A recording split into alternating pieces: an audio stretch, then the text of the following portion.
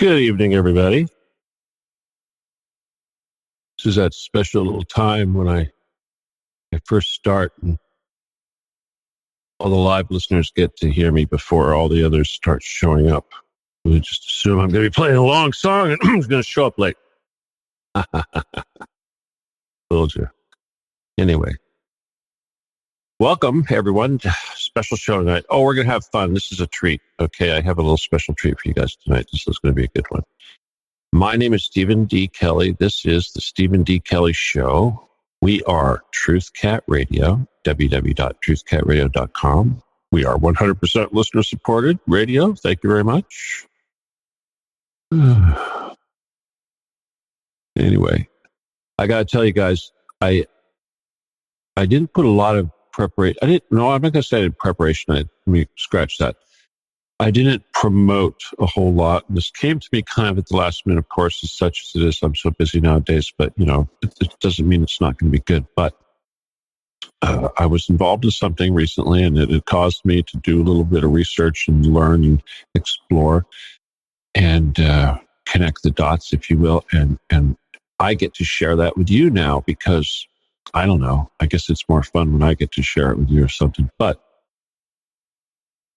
let me just say that we talk a lot about, obviously, pedophilia, the dark side, the people in the undergrounds. We talk about tunnels.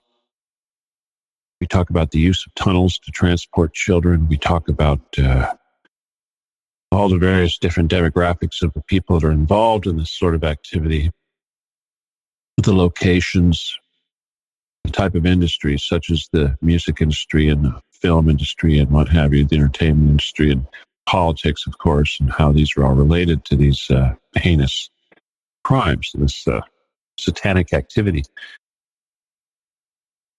Tonight's show is called Satan's Castle. And I know I didn't really put a lot of description of what it was. I just basically said, what is it? Where is it? Why is it important? What's it about? Who, what, why, where? And I didn't really give any background on it. Now, a few people out there that know what I'm talking about already know where this is going to go. But the Getty, of course, is the focus of what we've been talking about, the big underground there.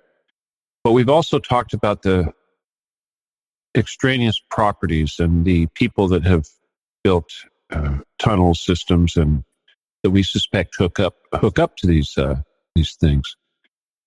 And we've talked about Ted Gunderson and we've talked about a few other things, but we haven't really connected the dots a whole lot. But we're going to try to do that a little bit here, at least in Southern California. On a big picture, of course, we know that from the learned elders, the protocols of the learned elders of Zion, and of course, if you study the Masonic stuff, you're going to see it's the same thing over and over again. The game plan, the use of tunnels, the use of political manipulation and pedophilia and everything else that they do. We can cover all that, but tonight we're going to talk about that. But we're also going to talk about some physical evidence that has been left behind that is actually linked to so many of these high-profile cases that have become evident in the last, recent recorded history, at least here in where I live. Now, gosh, where to start? There's, all right, I'll start with the Devil's Castle, if you will, or Satan's Castle. There is a section of California here, Southern California, which is mostly kind of a little flat little area, but we have our hillsides. And of course, we've been talking about the Getty, which is located on Santa Monica Mountain. We've been talking about Lookout Peak, and all of this is located on a ridge that runs from east to west, from Point Mugu to Griffith Park Observatory, something like that, Los Feliz area, if you will. And we suspect there's a lot of undergrounds and stuff through there. Now, there's an area, another mountainous area here just north of, in Southern California, and it's just north of San Bernardino, which, of course, is slightly north of Riverside. And Riverside and San Bernardino, Pomona, Ontario, these cities make up what we call the Inland Empire.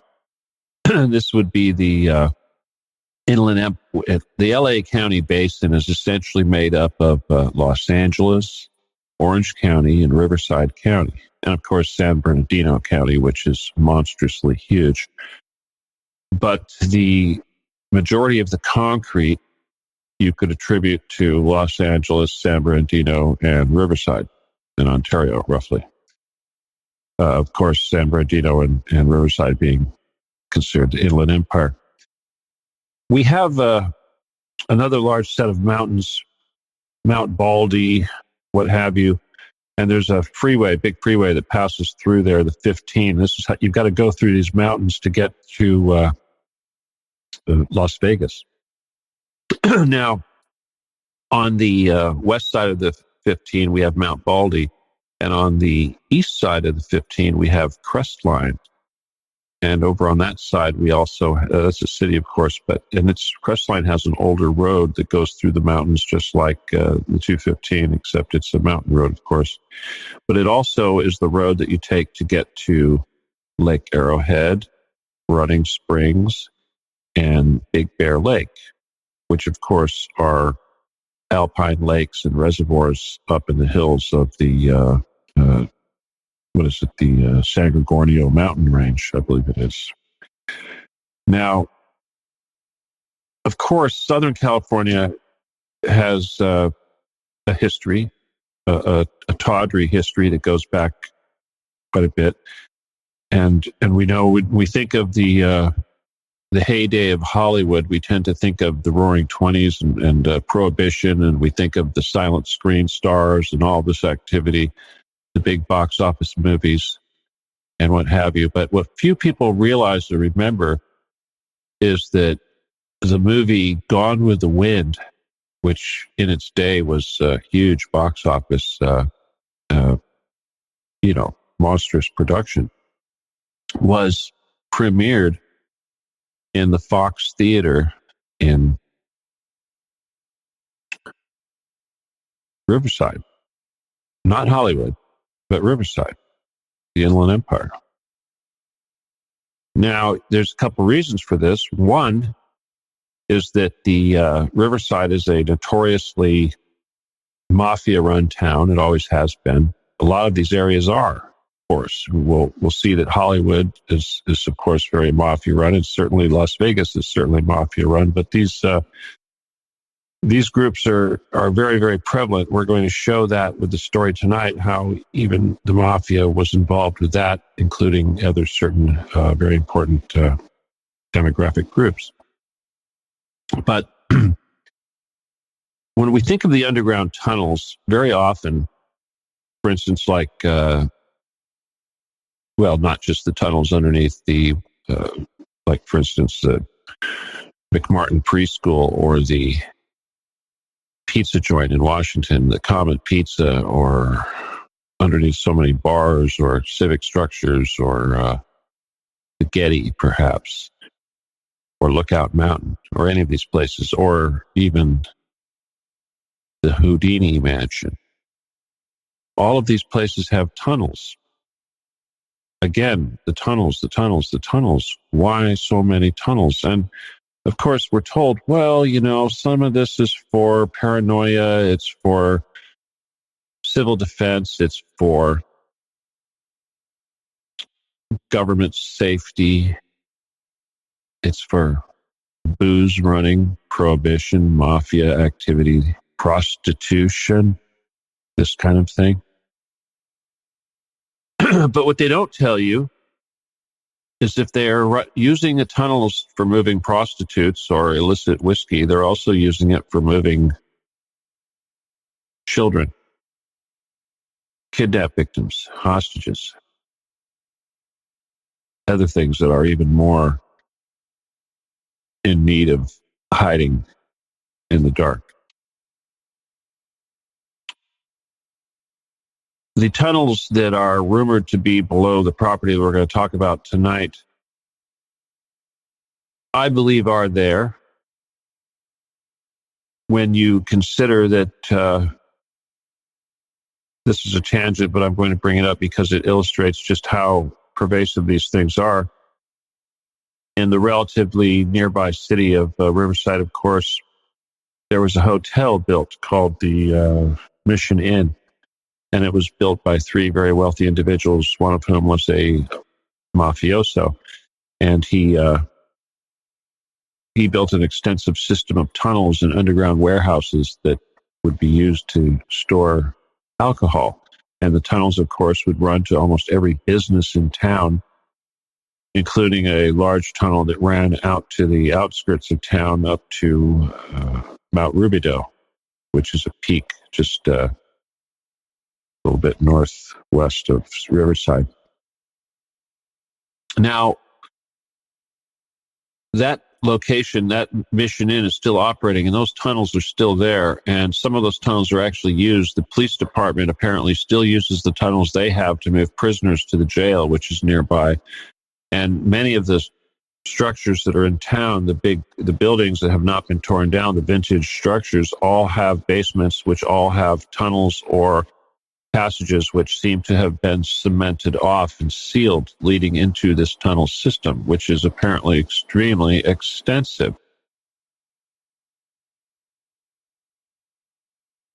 Now, you need to picture this kind of thing because you need to realize that this is the status quo. This is normal. This is common.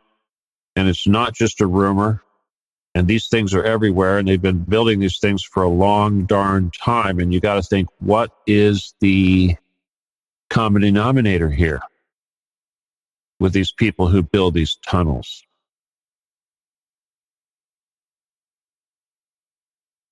Now, I want to give you a little bit of history on Crestline, okay? But before I do, I'll tell you how to get there. Okay, because we're going to be focusing on some specific addresses. And when I give you these addresses, I want you to write these things down because I would very much like listeners, not just you guys who are listening live, of course, but the people out there in the future that will pull this up on YouTube because they're like, what's this Satan's Castle thing? And they will. I want you guys to know where to go. All right?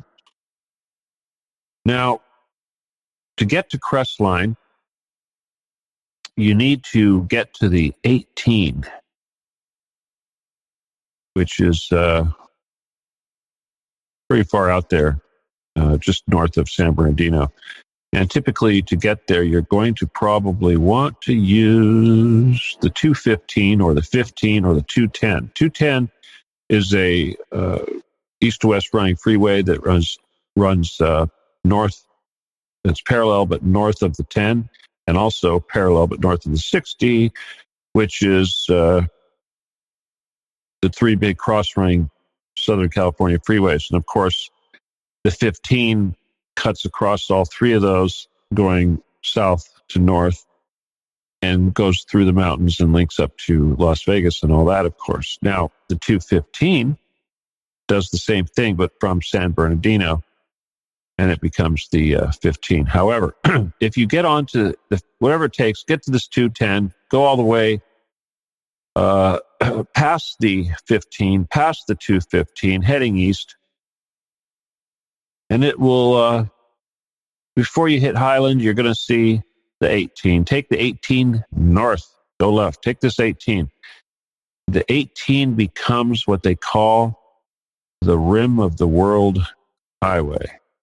It's quite a fun little drive. Let me tell you something.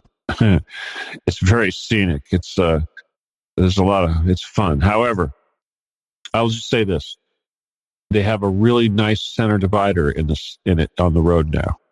So I think the danger of a head-on collision with people coming down the mountain has been minimized quite a bit because of that. So yeah, still, you need to have a sturdy vehicle for climbing that mountain. Anyway, take it all the way up until you hit the, let's see, what is it? It looks like the 138. Okay, and the 138 was going to take you up into Crestline. And you're going to want to get off at the Crestline Cutoff. Okay. I hope you guys are recording. Well, obviously it's recorded. You just go back. But anyway, Crestline Cutoff is just a road that's going to go off to the left. And, of course, it's a mountain road. It's going to take you around, yada, yada, yada. There's a little street. Let's see, what is it? Crestline Road. You're going to take the first, it'll be a T. Take the first right, then another right. And now you're going to be on Crest Forest Drive. Okay. Now take Crest Forest Drive. Just keep going. It's going to be going west now. It's going to be a beautiful view, and there'll be a little Y. One will go Crest Forest Drive, and then there'll be a Valley View Drive. Take the little Valley View Drive. It's just a little loop, and it comes back and meets up again with the. It's kind of like a little crotch, if you will, but there's another little junction where it links up with Crest Forest Drive again, and another little road, Glen Road or whatever. But the point is right in that little crotch, there's a piece of property, and you can't miss it. And if you look at this thing on Google Satellite Earth, you're going to see right away that there's a single structure in this little crotch of this road area right here, which essentially is on the very edge of the hillside with a significant drop down, if you will. It's way the hell up there. And again, like I said, if you look at it from the satellite view, you'll see that there is what appears to be what's left of a massive foundation. Okay, when I say massive foundation, you'll see a house sitting there, but behind the house, there'll be what's left of concrete sections of the foundations to hold up walls of a much older structure that's obviously not there. That would appear just from looking at this this foundation to be something like 1, 2, 3, the size of 3 lots, extremely large compared to the other houses that are built in the general vicinity. But there's definitely just a bunch of concrete and dilapidated this and that sitting there. Now, I'm just going to let you know right now, I was there and I went on this adventure, and apparently quite a few people go to this location looking for this location. And there's one prominent piece of architecture structure that is there that we'll talk about in detail. And it basically is like a buttress or a tower, if you will. I can't believe it. A tower that is made out of concrete. On the top of this area is like a platform, of course, that has some sort of a rock constructed wall, if you will, that sort of resembles like a castle, if you would, top of a castle tower. And I'm assuming this is why they call that. Now, of course, I don't know what this structure looked like before it became a foundation. And we'll get into the reason why it's a foundation here real quick, but it was called Satan's Castle, and it was called Satan's Castle for a long time. Now, I should also mention that just up above this little section of fun right here is a canyon called Devil Canyon. So I don't know if this is some joke or something. And usually these things, they're not there for shits and giggles. There's usually a reason for these people coming up with these names. And we'll get into the history, the older history of the area, and you'll understand why it may be this way. But back to the general area. Now, when you get up into Crestline, they call it, what do they call it? The Valley of Enchantment, I think it is, something of this nature. Okay. It's a pretty beautiful place, of course. It's certainly an alpine wonderland. But in the 1920s, the lake that they call Big Bear was called Little Bear Lake. And a group or a syndicate, if you will, bought the property. Okay. And the syndicate were Mormons and Jews. And they called their little syndicate the Arrowhead Lake Company. Okay, they bought Little Bear Lake, okay, about 4,800 acres, and renamed it Lake Arrowhead. Okay. Now, what they did is they built a tunnel. And the tunnel had, it was a train tunnel. They built a train tunnel, which apparently did much more than that, but it ran from Crestline, that little city that I was just telling you about, all the way to Lake Arrowhead. Apparently actually ran under the lake to this area. And for some time, this was the only way that you could get to the Lake Arrowhead. They called this train the Black Annie. Okay. Now, it should be known that there's another lake also, Lake Gregory, which was in Crestline, and it was also notorious. But there's this one property. Let me see, where was it located? I believe it was in Lake Arrowhead. It was called Bracken Fern Manor, and it was owned by none other than Bugsy Siegel. Okay, now if you don't know who that is, obviously Segal, Bugsy Siegel. He was a notorious mobster. I believe he was Jewish. Anyway, he ran a brothel up there. He had hookers up there and gambling and that kind of thing, and obviously alcohol. This was when alcohol was not legal. Now, his home was loaded with tunnels also. Lots and lots and lots of tunnels. There are tunnels everywhere. And just like downstairs in the place over there in Riverside, yes, there are tons and tons of tunnels. So you got to get, so I want you to see a pattern here. Okay, mafia, Mormon, Jewish, tunnels, underground, Hollywood, alcohol, prostitution. Okay, mountains. Right. Remember, tunnels and mountains. All right. Now, apparently the tunnel to the train had an accident. Apparently, the Black Annie had an accident, and about 200 Chinese loggers died in the tunnel. And from what I understand, they're still there. But the tunnel's been closed apparently since. However, there are also there's quite a few entrances to go to this tunnel. There's like 3 or 4 entrances that go underneath the lake. Okay, and apparently it wasn't just to access the tunnels and what have you and smuggle booze. It was also because this had something to do with accessing the water for the lake and sending it to whoever, selling it, using it for irrigation or what have you.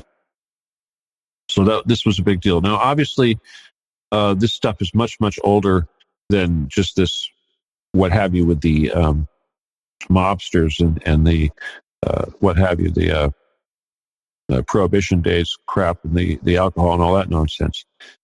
There was also quite a bit of activity in this area during the gold rush days.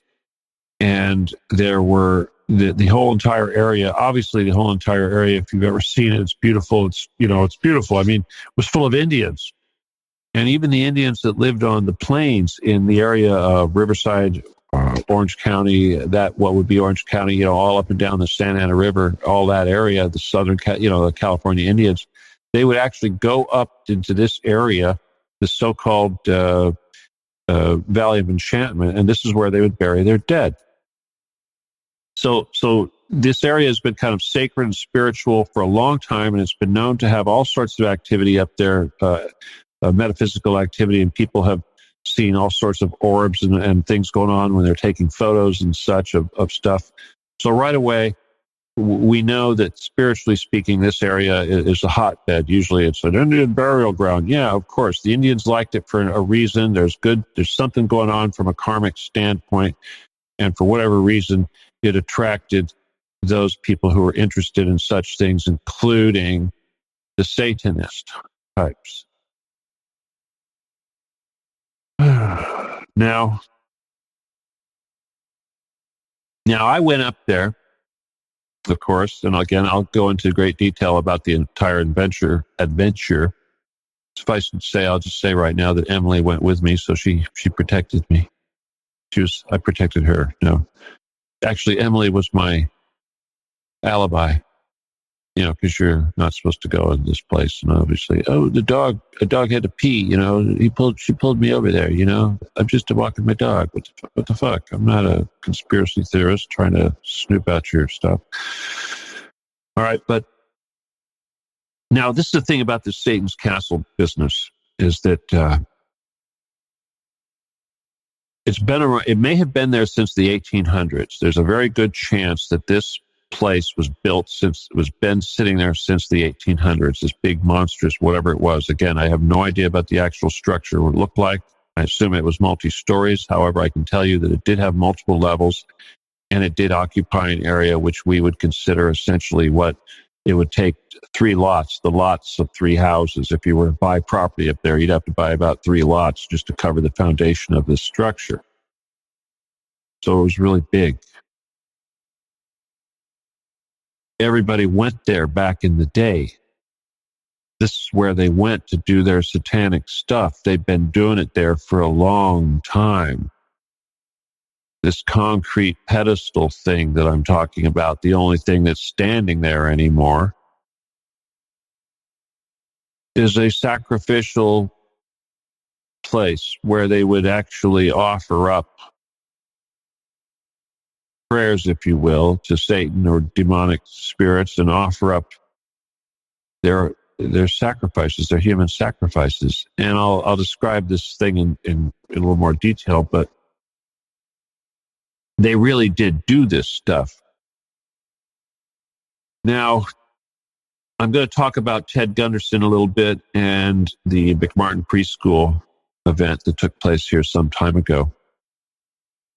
But I'm old enough, of course, to remember the McMartin Preschool thing, and I know that a lot of people suggested that the children were somehow coached and hypnotized to come up with these wild stories. But they had essentially were, young children, 6, 8, 9 years, 7, 8, 9 years old. And they were reporting that all these horrendous things, everything from having to witness animals being killed, the class bunny being cut up, this sort of thing, to being forced to do weird, perverse sexual acts with each other in class, to getting taken away to other places and prostituted out to famous individuals that they recognize from TV as politicians or sports people in basketball or what have you. Well-known people that even these small children could recognize. And they also talked about tunnels underneath the school, big warehouses, big rooms, holding rooms, tunnels that went to homes nearby, this sort of thing, where they would be put into cars and driven to different locations.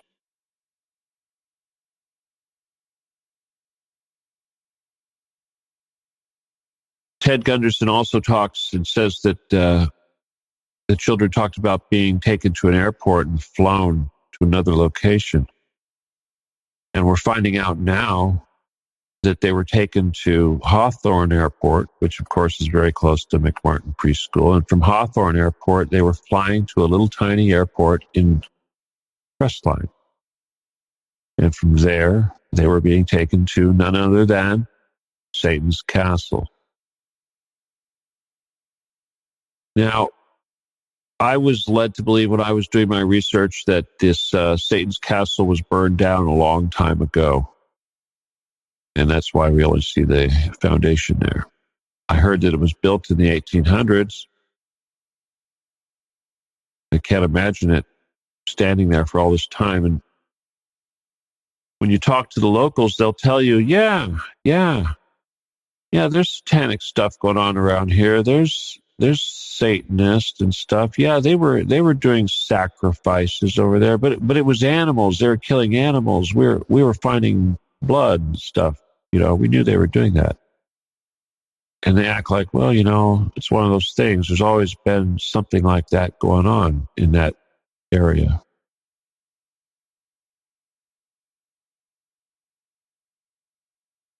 Well, apparently, the Crestline is also known as kind of a religious community. Okay. There is two, not one, but two relatively decent-sized Catholic churches. If you look at it, it seems to me that they're the same diocese, which is a little weird. I thought maybe one might be a convent or something of this nature, but no, it looks like there's actually two actual church buildings that seem to be of the same Catholic diocese, if you will. Same name, Saint such and such. Now, the rumor is that the church people knew about the satanic activity. They knew about human sacrifice and what was going on. And they rose up and got together and burned down the building. That's the rumor. That's what everyone says. And when you hear that story, you envision, pitchforks and this sort of thing. And you think, wow, that must have happened some time ago. Well, now we find out that the property is owned by a local doctor who had a tunnel to the neighboring Catholic church. And they say that the castle was burnt down after the Redondo Beach preschool came under investigation, i.e. McMartin, for transporting children to the house in a limousine for pedophiles to abuse.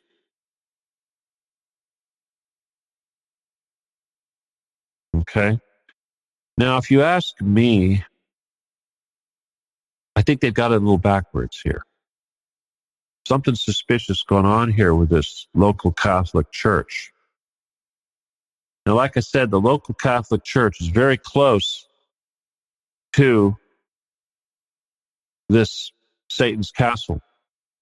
And now we're finding out right here that there is at the very least a tunnel from Satan's castle to said Catholic church. Now, I'm a Catholic and I don't want to, connect that dot, but that looks kind of obvious, okay? Now, we all know what happened with McMartin Preschool, that everybody got let off. They said that the kids were making it up and that it must be mass hysteria and yada, yada, yada, hypnosis and planted memories and all this bullshit. Okay. Well, Ted Gunderson, like him or hate him, former head of the Los Angeles Bureau of the Federal Bureau of Investigation, was hired in his retirement to investigate and find out what exactly happened. Now, Ted, he one of the things that he did was he got a bunch of heavy equipment. He made deals with the people who owned the property of the where the school was, and he started digging. And he started digging and digging and digging. Okay. Now, he got pretty deep. He dug for like 40 days or something like that. He dug for quite a while. But what he found out, that the tunnels that were down there were filled in. And one of the things that he found deep underneath the McMartin Preschool was a plastic bag from Disneyland. And this plastic bag from Disneyland was manufactured 1982. All right.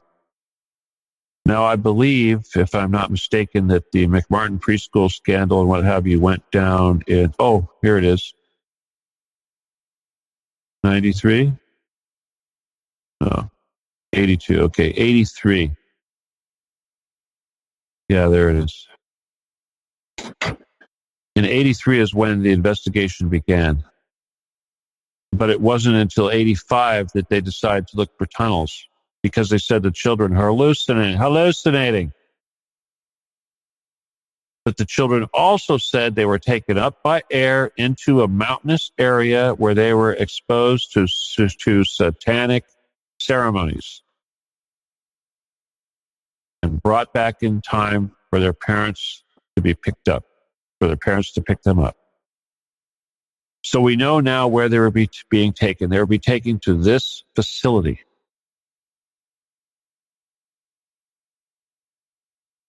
There's a lot of other crap. They also, while Gunderson was digging for tunnels, he also found clues such as rocks with 666 inscribed on them, deep under the school. Little funny things like that, you know. So filling in the tunnels is not an uncommon thing. We know that they've been trying to fill in the tunnels in Riverside.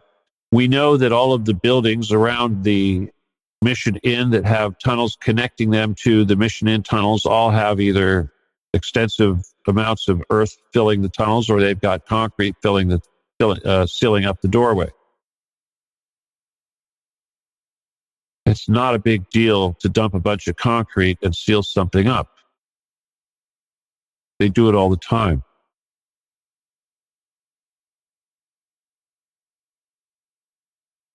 All right, I want to talk about this Devil's Inn thing here a little bit, or not the Devil's Inn, but the Satan's Lair crap bullshit. Okay. Now, all right, I went up there, okay, and well, first of all, if you go online, you look on YouTube, what have you, there's quite a few videos where people have, excuse me, gone out to this location and snooped around with cameras and video equipment and what have you, and tried to see what they could see. Well, for the most part, these idiots come up the road that I was describing to you. What was the name of that road again? Valley View. Yeah, they come up Valley View, and before they hit this property, they stop. Okay, here it is. Here's the church, St. Francis Xavier Cabrini Church. Okay, now bear in mind, this church here is really close to this property. Okay, really close. It's approximately, let's see, 1, 2, 3, 4, 5, 6. Roughly 6 lots away. And it also has the extension, the Valley View Street I was telling you about, Valley View Drive. This church is on both sides of this Valley View Drive. Very, very suspicious. Now, if you ask me, the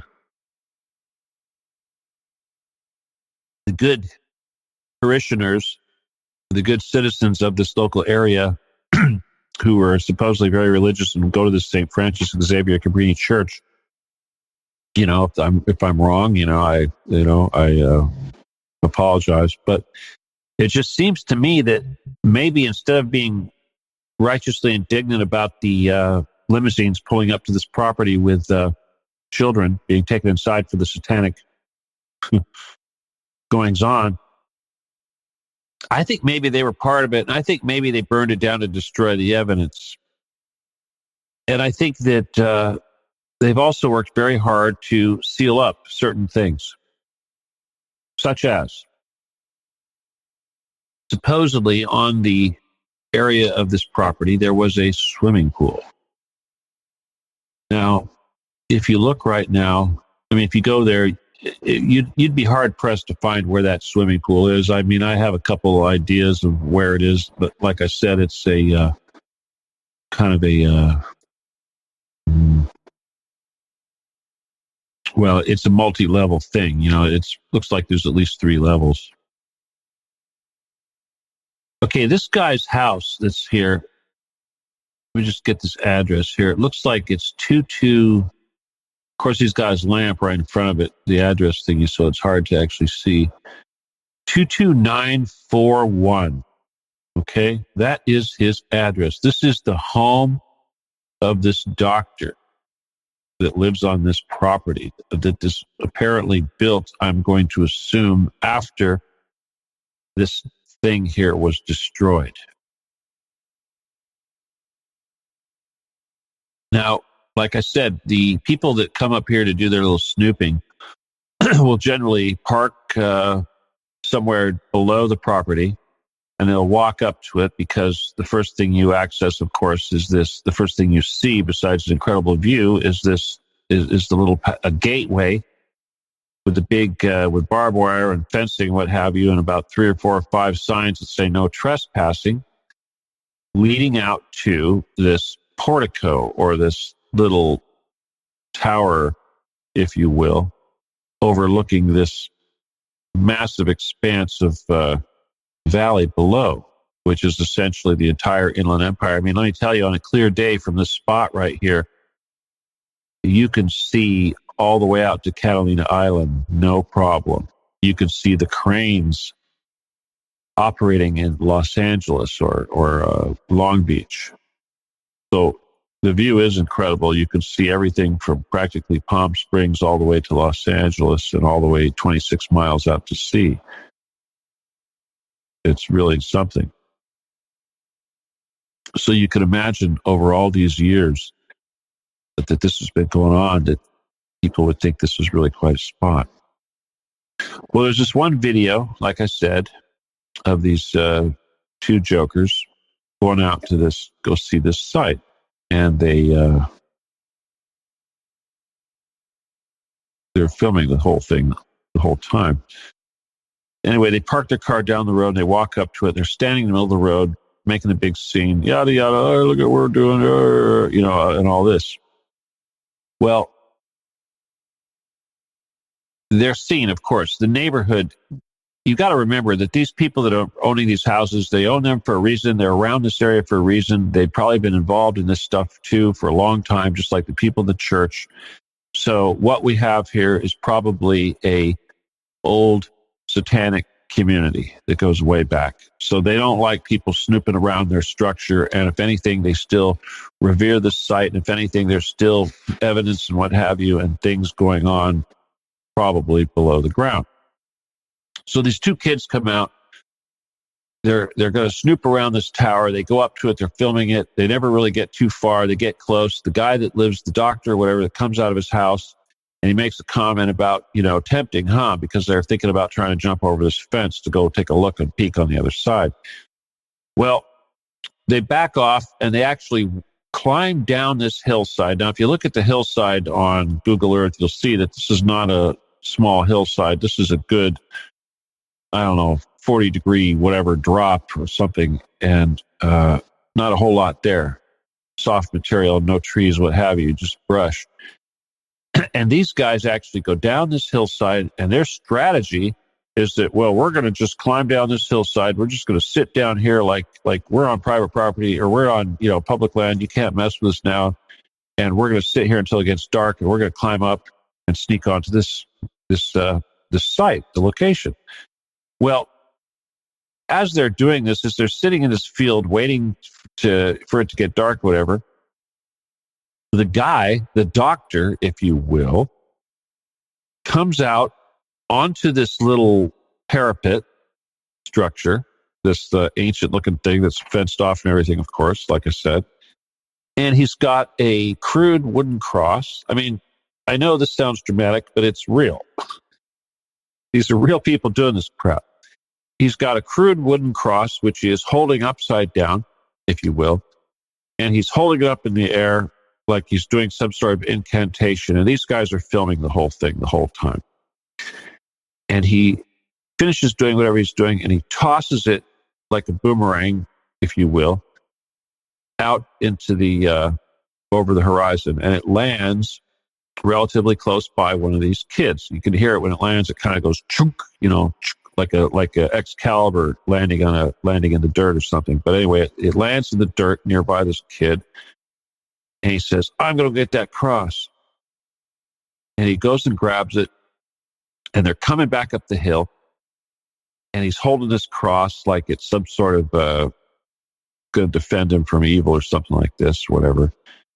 And they're being confronted by the doctor guy, the homeowner.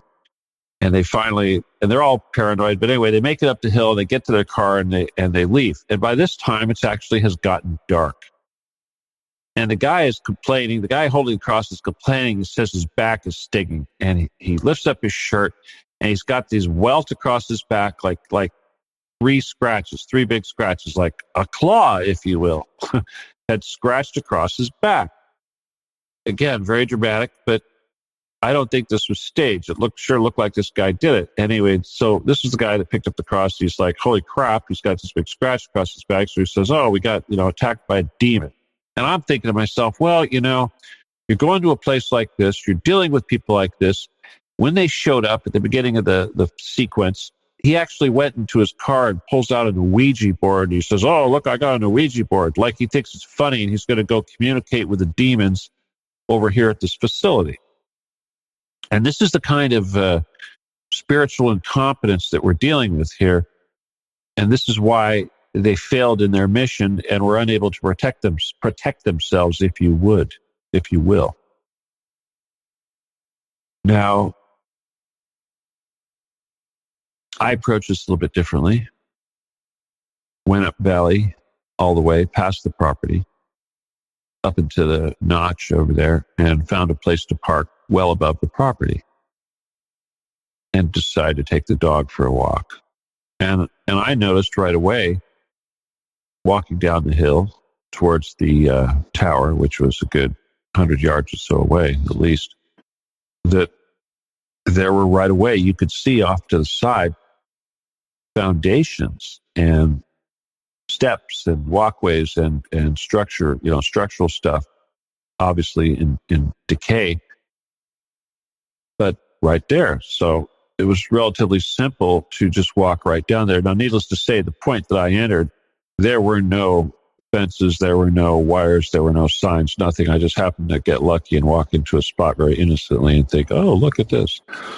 Well, needless to say, it was a far corner of the property, and I was able to access the entire property from this corner and see everything and photograph everything, including this tower and all these areas that are supposed to be so difficult to get to.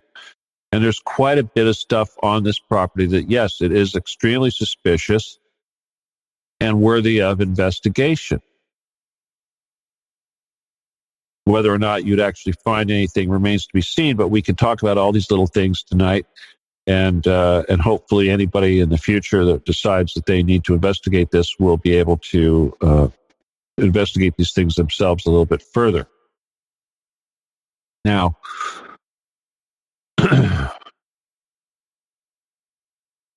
I'll just say this at the get-go, but all of the people that have tried to access this property and have experienced issues with the homeowner and the locals acting as a neighborhood watch or whatever and trying to run off the sightseers and the curious conspiracy nuts, if you will.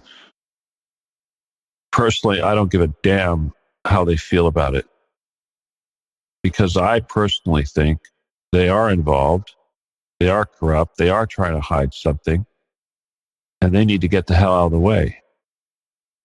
And I'm going to suggest right now that this doctor that bought this property is not an innocent country doctor. He's as corrupt as you could possibly be, and they don't just let anybody own this stuff. It's just like Jared Leto buying the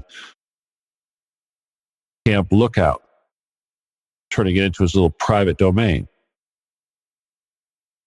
How hip you are to get to be the custodian of the tunnel system. How hip is this doctor getting to be the custodian of this satanic area? Apparently, it's so hip being here that he actually goes out and does his own little satanic ceremonies on this little thing that he's been photographed doing. Is he play acting? Well, he was wearing a robe and he tossed a wooden cross, and the guy that picked it up mysteriously ended up with 3 big scratches on his back, as if to suggest that some demonic presence attacked him, which is probably the best that this idiot could do. Conjure up some spirit that scratched the guy. Ooh, you got scratched. Well, who knows? Maybe he'll get AIDS and die, but still. Anyway. All right, well, let me just describe a little bit of what we saw here And I'll God tell you, Emily was very anxious to turn around. But needless to say, the doctor person was nowhere in sight. Nobody did anything. Nobody said anything.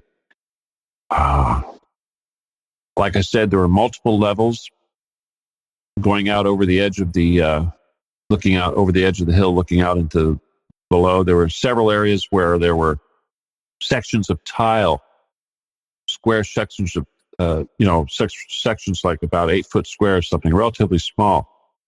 They kind of wonder, what was that all about?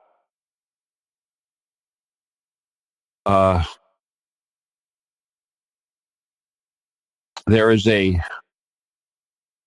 if you look at, if I want to go straight to the tower, but when you actually approach this tower, the one that everybody is trying so hard to get close to, when you actually get behind the area you're not supposed to be into, you'll see that there is actually a door into a room underneath this tower. And if you get close enough to see it, you'll see that this door going into this supposedly derelict, abandoned, destroyed structure is actually a brand new steel door with 2 very sturdy deadbolt locks and a nice sticker warning people that the property has an alarm security system.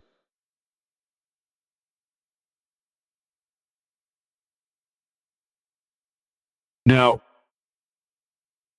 again, we'll go into detail, but let's just suffice it to say, when you walk around this area, the ruins of this castle, you'll notice that it's still overgrown. There's growth everywhere. The grass has grown over the foundation. It's in disarray. It's in quite a bit of disarray. If this area was actually being used as this doctor's backyard, which is what it is, you would think that he would invest a little bit of effort and time to bring in a couple gardeners and maybe clean up the landscaping a bit and try to turn it into something useful other than a busted up foundations. I mean, I don't know if it's potentially millions of dollars worth of property. You could subdivide it, build on it, do all kinds of things, refurbish it, make it into something really nice. But no, he's preserving it in the state that it is in, as if this is sacred and it needs to be left just like that. Again, if we consider that the church members were destroying the structure not out of righteous anger, but out of the desire to hide the evidence, especially when the evidence would suggest that there's a tunnel actually going to their church. And I get the impression that this tunnel going to this church is still there, still connects this house somehow. Now, if you talk to the locals, the ones that'll talk to you, of course, that aren't afraid to, don't mind people snooping around asking questions about, pedophilia and human sacrifice and stuff like that, they'll tell you, yeah, that door to that room, that's just a room. That's just like a rock room where crackheads would go in there and get high and party.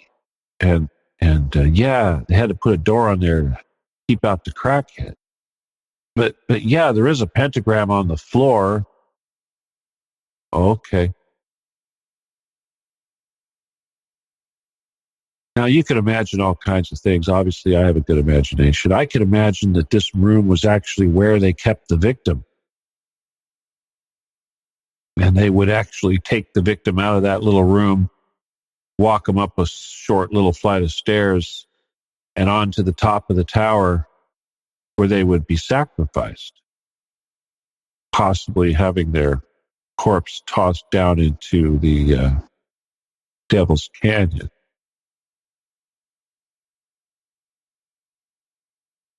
This is what everybody suggests is going on. Now, I also suspect that this tower floor or the floor of the area in there. May not just be a little small room, and it may be the entrance to a area down below, a stairway, if you will, spiral perhaps. And I suspect that it's been sealed up with concrete somehow. Probably not that hard to do. You just build a wooden scaffolding from below, and then you fill it up with concrete from the top. How hard would that be? Then you paint a nice little pentagram on it. Like I said, there's supposed to be a swimming pool somewhere on this property that was supposedly also filled in with concrete. So if that's the case, would it also look like just another piece of foundation, piece of patio or something? And if you could cover a pool with concrete, you could certainly cover other things too. Now, there's quite a few walls on these buttresses or retaining walls, whatever you want to call them, parts of the foundation looking out towards the valley. But several of these walls have what appear to be doorways, passages. Some of them actually have little rooms. Some of them look like they are fake doors that look like they may have been sealed up or may have been built to look like they're doors that have been sealed up. In the room that is there is the evidence that suggests there may be a trap door in that room somewhere. Although behind the shelf in the back there was nothing, but there was let's just say there was a heavy piece of wooden structure on the floor that couldn't be lifted up, which could be something under there.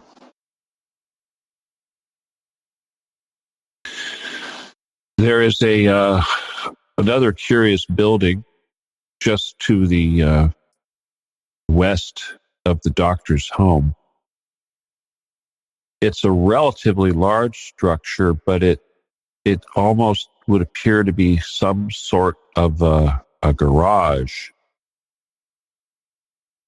And you can tell it's maybe a garage, although the doctor's home has 3 garage doors on it. The whole entire section of the house appears to be garage. But this building has a big roll-up door on the western side of the building, western-facing side of the building. And just inside the building or the structure, inside of that door is a later model Volvo, just sitting inside there amongst other debris and what have you, building materials. Now, if you look at the roll-up door, which appears to be the way that the car got into this area, you'll notice there's no driveway. The foundation below this opening, where you would think the car would be coming out, is several feet, a good 4 or 5 feet below the opening of this door on a slope, on a hillside, with no evidence of there ever having been a driveway or any sort of entrance for this vehicle. So that's very strange in itself. A couple other things about this particular building or this structure that are kind of strange is that the foundation that it's built on the downward sloping side of the hill, seems to be foundation that was, or something, wall structures that were involved with the previous structure. Now, if you look at it, there are several sections that have what appear to be arches with brick and what have you that define the arch, and timbers and what have you. You can certainly see from the construction that the bottom half foundation portion of this building is certainly much older than the building on the top. Now, what I heard is that one of these archways was actually at one time a large outdoor oven, kind of like a pizza oven on steroids, if you will. Almost like something that they would try to tell you existed in Auschwitz at one time. Why would they need such a big oven like that? Burning bodies, maybe? But that's all sealed up. Another thing that's very strange about that particular building, the garage structure, is that on the wall opposite the where the door is, the wall that faces the east,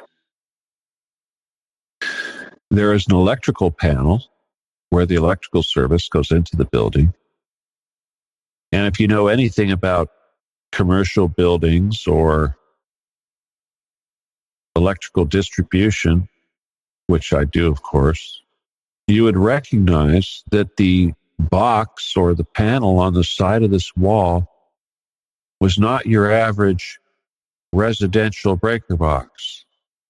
It wasn't even your average industrial breaker box. It was huge. It had a good 4-inch, 6-inch conduit, multiple pieces running into the ground up into this box, which was a good, I would say, 20 inches wide, maybe 30 inches, 40 inches tall, and a good 10, 12 inches deep. That is a significant amount of breaker box connected to a building with one Volvo inside and miscellaneous building material. And remember, these pipes are going into the ground. Now, when I see derelict structures with relatively modern electrical construction that appears to run into the ground, I tend to think there's something going on under the ground.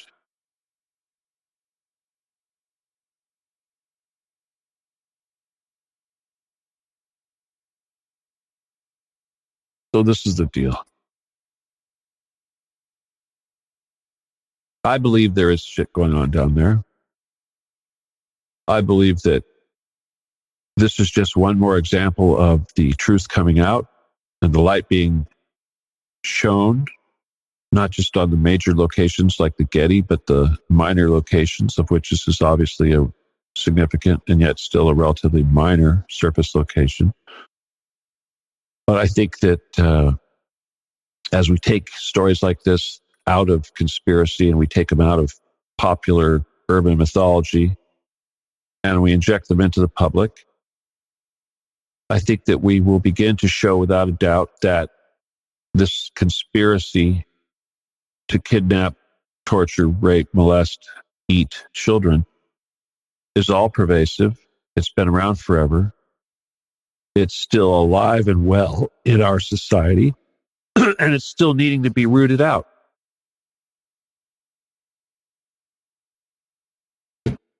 This doctor that everybody is so afraid of that owns the property, that's going to chase you off, call the cops on you, whatever, who knows. He sure didn't have a dog. Anyway, point is, we can't be afraid of these people. All right? Now, somebody might suggest that by doing a program like this and pointing this out and suggesting that this person, this meager dog, this innocent man that lives at this property, let me just give you the address again one more time. 22941. And that street again was Valley View Drive. And of course, the city is Crestline, California. That's all you need.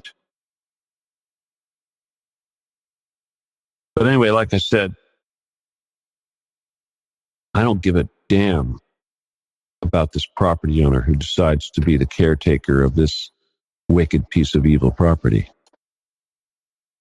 I think he knows damn well what's there. I think he's involved with hiding it.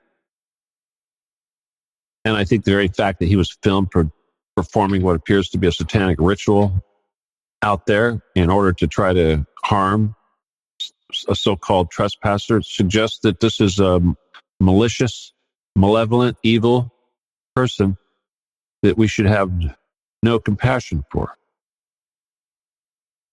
So if thousands of people converge on his home and endanger him and, I don't know, do something nasty to his property, I am not going to lose any sleep because he knows what's there. He knows what's under there. And there's no forgiveness. Now, I can go on and talk about Ted Gunderson. I can go on and talk about some of the stuff there. But the thing is that, I brought holy water with me when I went to this site. And I wish I used it. I wish I splashed it all over the damn place because, I swear in retrospect, I go back and think about what exactly was going on there. It was really awful. There is a small pedestal in one area. Of course, it looks like a torn down house or whatever, but this pedestal is oval with tapering sides. The top of it is oval, flat oval shape with tapering sides. It looks like it's made out of concrete or something. It's about 3 feet high, maybe. And it has what appears to be ceramic tile, like there was a mosaic, a very colorful ceramic tile mosaic on the outsides of this thing. Now, rumor is that this pedestal was used for sacrificing babies, and that at one time there was a bull on top of this pedestal, and that this bull would be used for collecting the blood when they did this. Okay.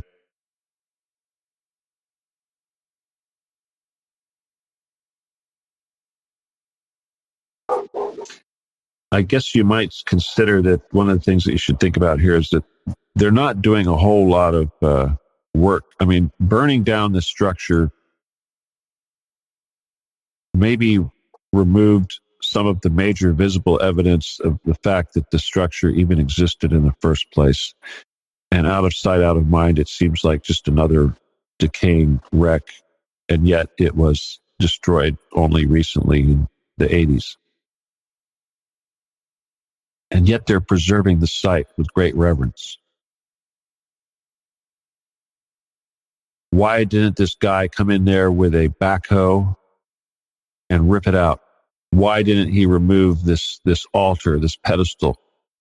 Why isn't he not cleaning it up? Why doesn't he turn it into a luxurious recluse or a spot, a refuge? I mean, my God, you've got $1 million view and you're leaving it in decay and ruin, and all you're doing is chasing away sightseers who want to look at your castle. If it was not a evil, wicked, satanic site known for human sacrifice, wouldn't you want to refurbish it and turn it into a beautiful gazebo with $1 million view or something of this nature? Or would you dress up with some sort of a pagan robe and throw wooden crosses at trespassing teenagers? So screw this guy. My attitude is if I'm trespassing on his property and he dares to show his face in front of me and tries to chase me away, I don't care if it is his property. I would plant his ass. That's what I think he deserves. And I would drive away and go straight to sleep and have no remorse.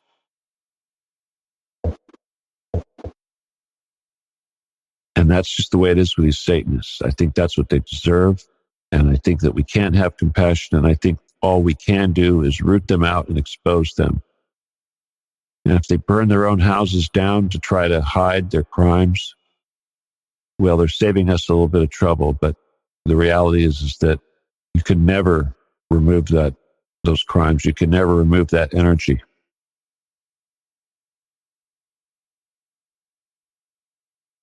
I should talk a little bit about what Ted Gunderson had to say. Of course, he does. He just sort of reiterates a lot of what we've said. Let's see if I can find it. Of course, I closed it. All right, since we are halfway, first of all, I just want to say hi to everybody. Okay. And I hope you'd have enjoyed what we've done so far. And there's a couple things. Oh, I've got Mimi here. I forgot about Mimi. Hi there. Hi. Anyway, let's see what else. I'm going to open up the phone lines if anyone wants to call in with any questions or whatnot. Let me see I found the Ted Gunderson stuff I was looking for. Hang on, I got to read to you some of it. Let me see who's all here. We got most of everybody here now. Okay, let's see. Shout out to Canada, Russia, Australia, Czech Republic. Hi, Czech Republic, and the USA. Hey, Mimi, what are you doing? Are you eating chips? No. Oh, I'm sorry. I was making some noise. Sorry. So anyway, and we have Mimi here. All right. Well, like I said, if you want to call in and offer any questions or if you've had any experience with this stuff, we'd love to hear from you. Phone number is 714-598-3125. One more time. Area code 714-598-3125. And of course, if you want to hook up to me via Skype, you need to send a Skype request to Stephen D. Kelley. I'm going to throw something out here real quick. It's unrelated, but I'm going to do it anyway. But if you were listening to the show last night with Terry Joyce, there was quite a bit of revelations that came out about individuals in our industry who are essentially being fingered for some pretty heinous allegations, if you will, involving pedophilia and everything from murder, pedophilia, conspiracy, and on and on, and on and on and on. Unfortunately, though, it points to a lot of people who have quite a presence in our little industry. And I just want to say that there's been quite a bit of repercussions, if you will, or backlash this morning or today as a result of the video and the rumors of what was said last night reaching its way out there. But I just want to say that it's funny because the more sinister of the people on the list, the people who are on the list who have the greatest amount of, shall we say, dark guilt, are the ones who are the most quiet, and yet the ones who are making the most noise would be the ones that would probably be the most insignificant of all of the ones on the list, which is funny how the little ones aspire to be just as important as the big ones, and yet all they can do is really scream the loudest about how they're not guilty of the same thing that the big ones are guilty of. So it's a really wild dynamic, but I just had to point that out because that's an ongoing thing, and I'm sure there's going to be a shakeup. But at the same time, in the grand picture, why should we be surprised that our little truth industry and our little alternative radio or alternative news industry has been completely overrun by these dark side gatekeepers and corrupt individuals? And it's just surprising just how many of them there are. And it's those of us that are in the industry and actually have worked with these people, we notice that almost, me personally, I could say that I've had personal interaction with almost every person on the list. So it's quite shocking for me. Again, I want to remind everybody that Truth Cat Radio is 100% listener supported, and we do appreciate your contributions. So if you could drop something in our PayPal, which is StephenKelley714 @gmail.com, I personally would very much appreciate it, as would Mr. Kitten and all of the people associated with PayPal. Or, I'm sorry, yeah, them too. With Truth Cat Radio. But Mimi would appreciate it. Mimi, you sent me some money a little while ago, didn't you? Yes, I did. Yes, you did. I noticed that.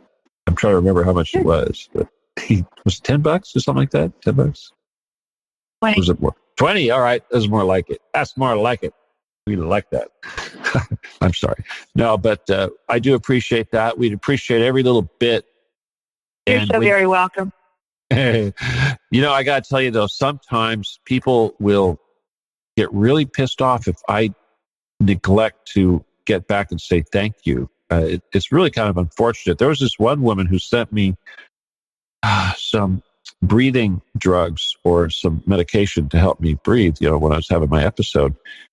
And she sent it all the way from Australia. It was a generic stuff. And, I was very happy when I got it and all that. But for whatever reason, I'm so caught up in all the stuff that's going on. And I am so caught up in stuff that I never got around to saying anything to her, responding. I can't remember I don't think there's a note in the box or whatever. But anyway, I apologize, because sometimes these people, if I don't get around to saying thank you or recognizing their contribution, they get all upset. And it's just, you guys got to know in advance. First of all, it's hard for me to say thank you, first of all, okay? That's a personal problem of mine.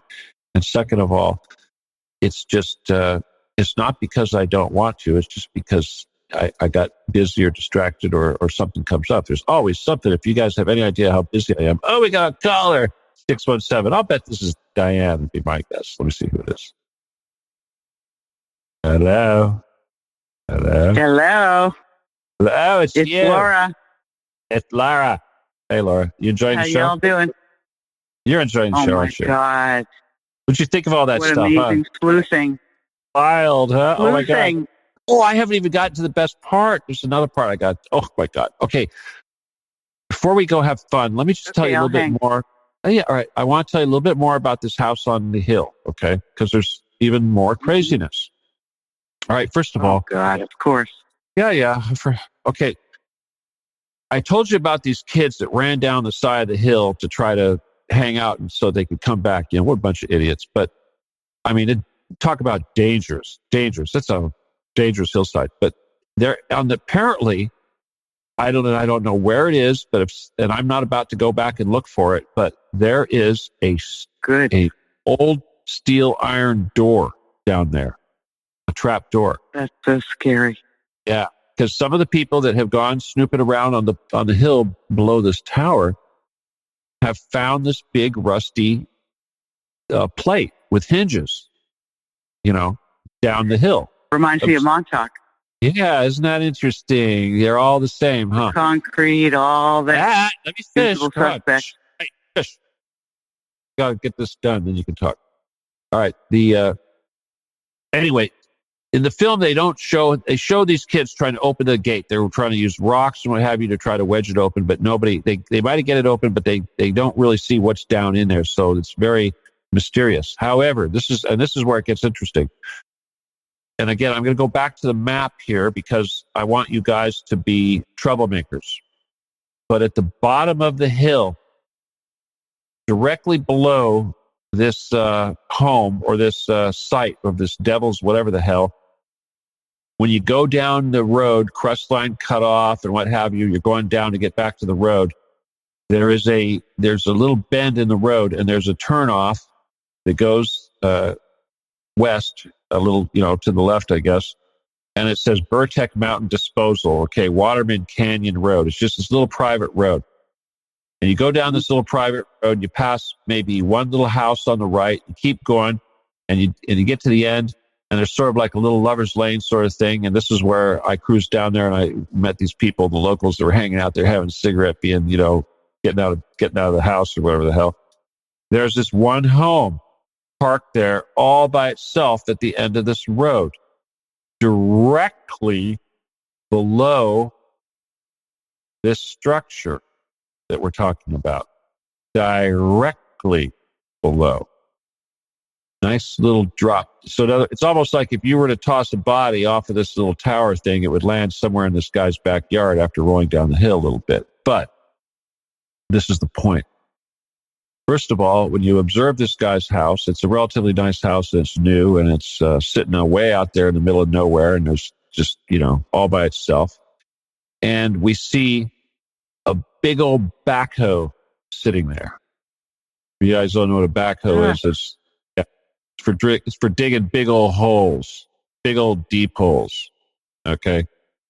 Anyway, it's like, okay. Is there a pig farm there? No pig farms, but he's got a backhoe. Anyway, so here's this guy. He's got this backhoe.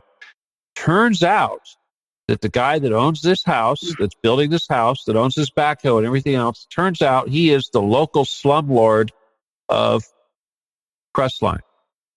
He owns all kinds of property all over Crestline. He rents it out to all the locals. So he's well known. Everybody knows him, And if anybody knows anything about what's going on in Crestline and who's got tunnels and who doesn't, it's the guy with the backhoe that lives right underneath Satan's castle. Okay? Now, obviously, it would be wrong to harass this person just because he lives on this Waterman Canyon Road directly beneath the Satan's castle. It's the only house there. Big old giant monstrous house. I'm not suggesting anybody target him for being somehow connected to this stuff, but damn it, these people that live around this stuff are protecting this thing, and they know it's there. They know what's going on, and they've got secrets. Just like the people that run the damn Mission Inn in Riverside, they've got secrets. Just like the people at the Getty, they've got secrets. That's the whole point of this stuff. Just like this damn Francis Xavier Cabrini Church. What the hell's going on there? You can't tell me that all these years go by of all these children coming up here and rumors of human sacrifice and all this shit, and it's been going on for 100 years at this one location, and you're going to tell me that everybody in town doesn't know about it? They're not all part of it? Hell, they're probably going to the damn sacrifices. And this damn garage that's huge, that's sitting there doing nothing, that's got the huge amount of, if you looked inside there and you saw massive machinery equipment, then maybe that would explain why he's got this ridiculous amount of electricity. It's probably an 800 amp service. Okay? If you know anything about that stuff, that's a lot. Your average industrial building, 2,000 square foot industrial building is going to have 200 amp. Okay, this is a lot. This is enough electricity to power a complex of industrial buildings with lots and lots of heavy machinery. And there's nothing there. So it's underground. It's underground, of course it is. And you know what else? The police are in on it. The local neighborhoods are in on it. The church is in on it. Everybody's in on it. Of course they're in on it. The whole damn place is corrupt. It's just like the city of Riverside. The whole damn place is corrupt. The police station is still using the tunnels that the damn mafia used. Why do you suppose that is? Because they're still connected to the mafia. They always have been. It's all a big mafia. And this particular mafia is satanic. Well, the mafia is satanic. What is the mafia? Remember Bugsy Siegel? What was he? Jewish. Yeah, but the Italian guys are, just look at the Godfather. I know you can see that. The Godfather, it's not even, who do you think set up the Italian mafia? The Jews. The Jews. You know who runs Las Vegas? The Jews run one side of the street and the Mormons run the other, just like they ran Lake Arrowhead. Okay, we got a caller. Who just joined us? Yes. Oh, who else would be? It's a party. Hi, Laura. Hi, Mimi. Hang on. Let's invite some Hi more there. Hi, Steve. Have a free-for-all. Time for a free-for-all. Okay. I'm glad you brought up the Catholic Church. Am I allowed to talk? You're not allowed to say bad things about the Catholic Church, okay? Well, you just brought up that they happen to be right near. There's one on each side of the... Oh. There's two of them. And the tunnels. Two of them, you said. There's two of them. Two Catholic churches. Well, we know damn well there's a tunnel running between the two churches, and now we know there's a tunnel running from one of them to this structure. which probably goes somewhere beneath that garage. I'm not going to say anything about that Catholic church or anything, but I know that there was this Catholic friend of mine who was a lady, maybe 13 years older than me or something, but she came from Romania with her 8 other siblings, and the parents couldn't maintain all the children, and she ended up being adopted and handed from one place to another, and used to always give me books and tapes about the life of what she didn't want to talk about it because anyway, she gave me all the information so I could figure it out myself. And one of the tapes was from a Catholic nun, and it just so happened that I listened to a Catholic nun on the internet like a month ago, and it sounded very similar to the one she gave me like 15, 20 years ago, and which I've been, involved in learning about, how Satan works. And the whole thing is the torture that the young women, they just wanted to give their life to the Lord and be a nun. And I was like that, but I wasn't Catholic. I never became a nun. But I was like that when I became born again when I was very young. Well, not very young, in high school. So the thing is I was very much into this.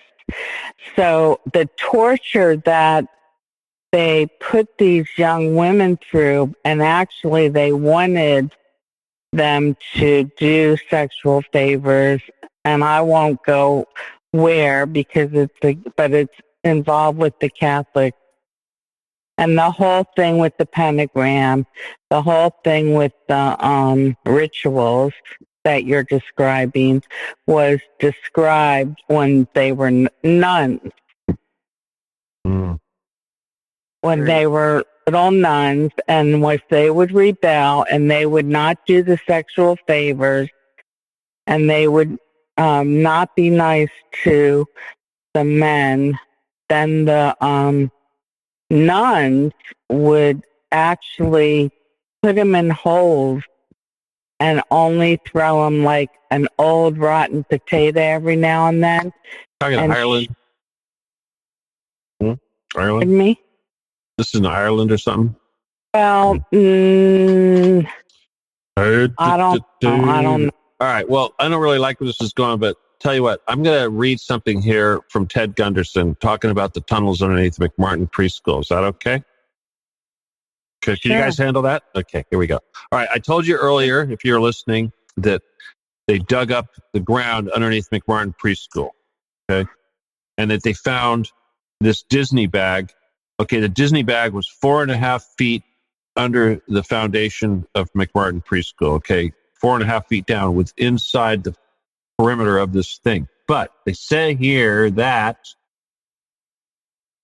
the tunnels, let me see, they're talking about the tunnels here. Tunnels were 30 inches wide, 44 to 46 inches deep. Let me see, that doesn't make any sense. The top of the tunnel was 30 feet under the top of the classroom floor. Okay, wow. All right, so that's not very big. That's only 46 inches tall, 30 inches wide, but 30 feet underground. Just barely big enough for children to walk through. Okay, the adults had to stoop down to walk through it. Now, see, the tunnels were built in a kind of a triangular or semicircle. So let's see, what else do you have? There was, well, it's just shortened up. Okay, they just got some of the dimensions of these tunnels here. Upright containers found tunnel. Some of the things they found in the tunnel here. But layers of plywood. Okay, sections of the tunnel had layers of plywood covered with tar paper, which had apparently been supported with cinder blocks and 2x4 and 4x4 posts which were found underneath. Okay, and tunnel features made it evident that the tunnels had been hand dug. They found a 7-foot tunnel extending into a triplex, which is a home next door. The tunnel extended from the bathroom off of the office and classroom 1 to the front yard of the triplex next door, concealed by the street by a 3-car garage. And the children described the entrance and exiting. They described entering and exiting the tunnel in the triplex yard exactly where the tunnels and exits were found. They found a 39 by 41 inch area under a hole cut in the neighbor's bathroom floor, which had been excavated and subsequently filled. Now, that is where the kids told us ahead of time that they were being taken up in a trapdoor in this bathroom, and there was a crawl space in the house.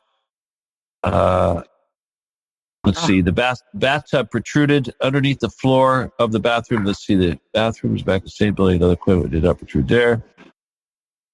We're talking a space 39 by 41 inches wide, just enough for a kid to come up and be taken out. So they were passing the kids up through the hole. The hole was just big enough for a kid to be passed up through. Let's see, they found... children don't lie. They don't lie. They Why found do people plastic believe plates. They found white plastic plates with pentagrams, hand-drawn.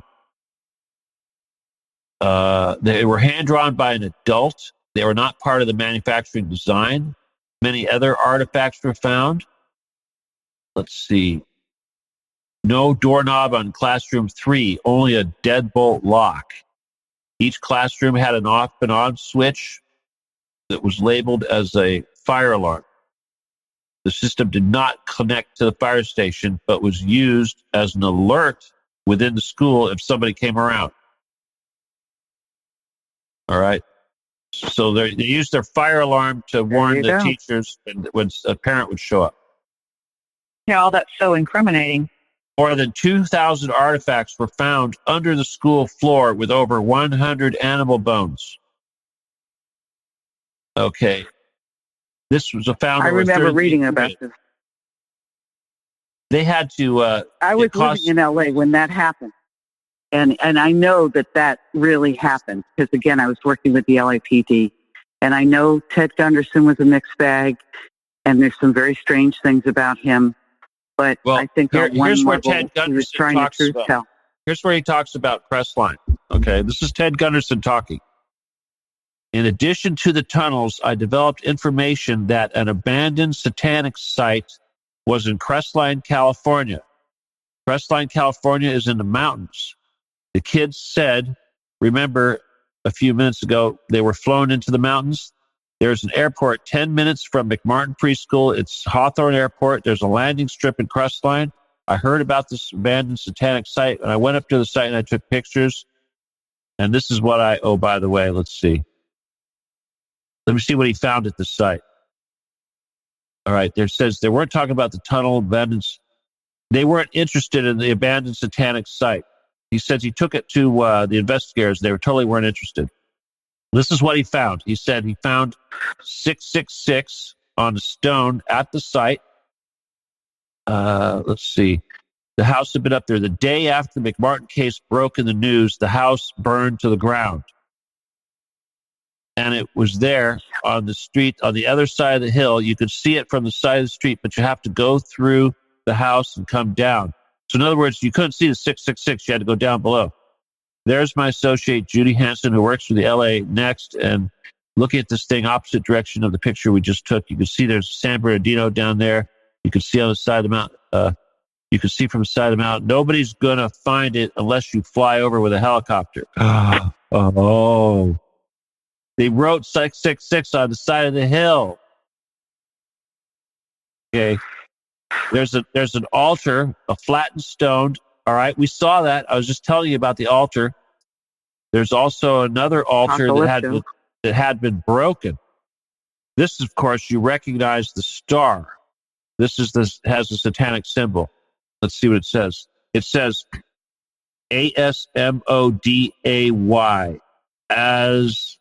Asmodee. A strong, powerful king appears with 3 heads, the first like a bull, the second man, and third like a ram. He has serpent's tail and webbed feet of a goose, and he vomits fire. He rides an infernal dragon, carries a lance and pennon, and is the chief of the power of Amion. He must be... All right, I'm not going to get into that shit. Fuck that. Okay. That's just some more satanic shit. Okay, the more satanic symbols, Belial, Almighty King. Okay, so it's loaded with satanic symbols at this place. Okay, here it is. Here's the oven. Here's another satanic set. I couldn't make it out, so I couldn't match anything. Here's some ovens. Remember I told you they filled it in with concrete? Well, here it is, apparently, unfilled in with concrete. This is Ted Gunderson investigating shortly after the fire. He said there's a large circle with a number of signs in it, a lot of writing. We couldn't get up high enough to take a good picture of it. Okay, nobody was interested in the abandoned satanic site, even though it appears to have been related to the McMartin case. I have to say he was very disappointed. He gathered his evidence privately. The police don't have the capability of doing so. Too many high-pressure people involved.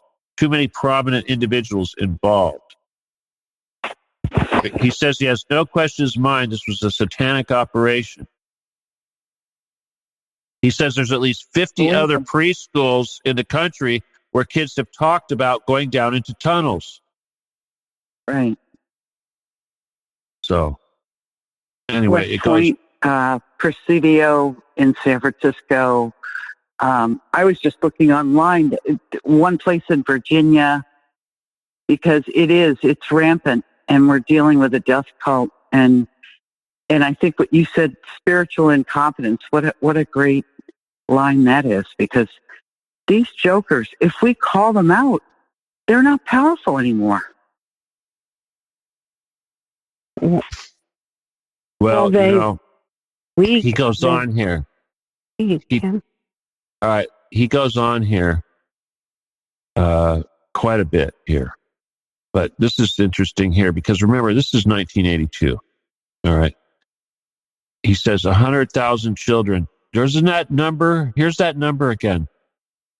100,000 children disappear every year. This is per Reader's Digest, 1982.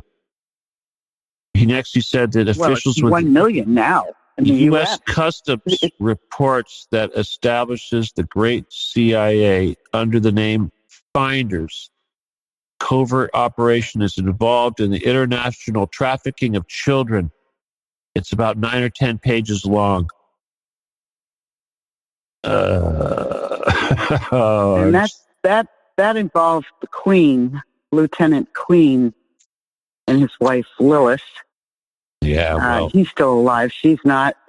But he was one of those finders. And what I've come to understand is, how do these people keep all these lies and secrets, like George H.W. Bush?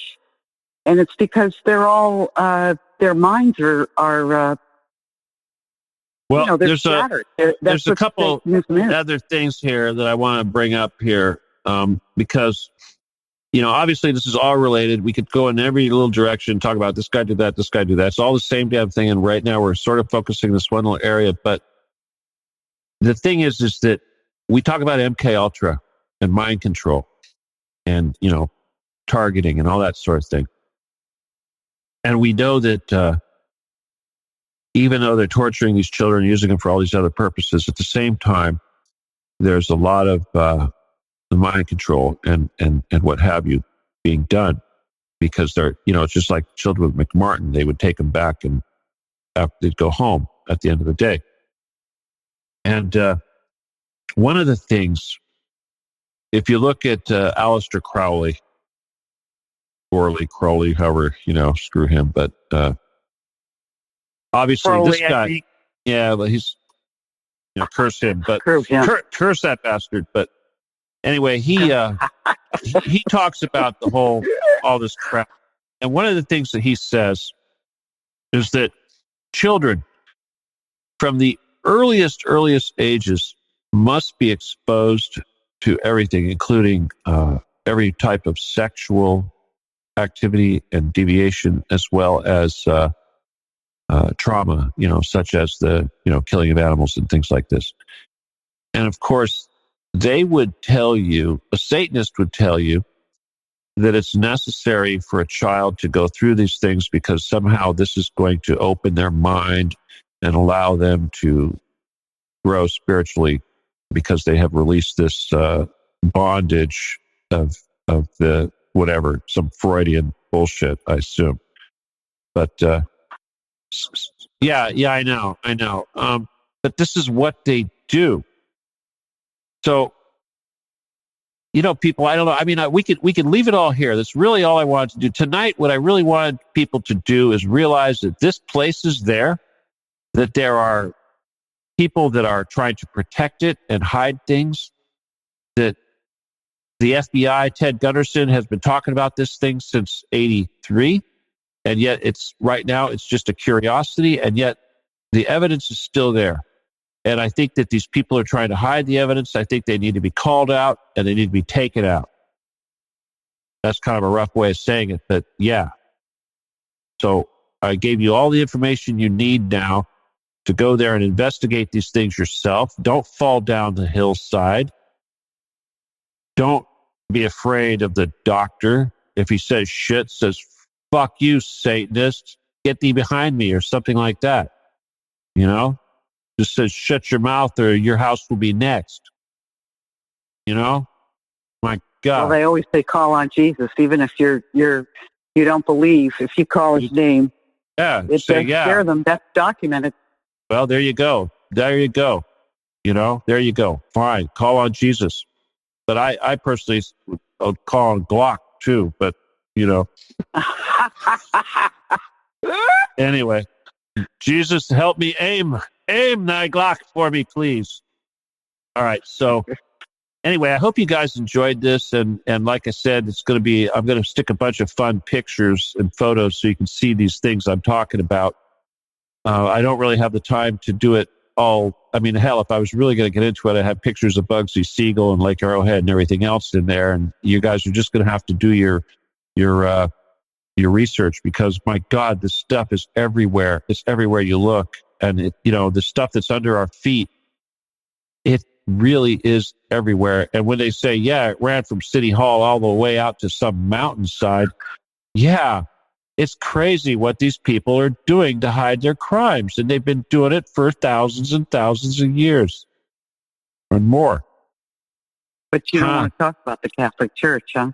No. Well, the Catholic Church is only... See, that's what I don't understand, because they're definitely involved. If you would listen to, and I believe that first tape I listened to was from over there in Europe, but the second nun she's definitely American, and she got out of being a nun, but she was tortured. She was tortured. I was tortured too. I was tortured by the nuns. The nuns tortured me. They tortured me with a ruler.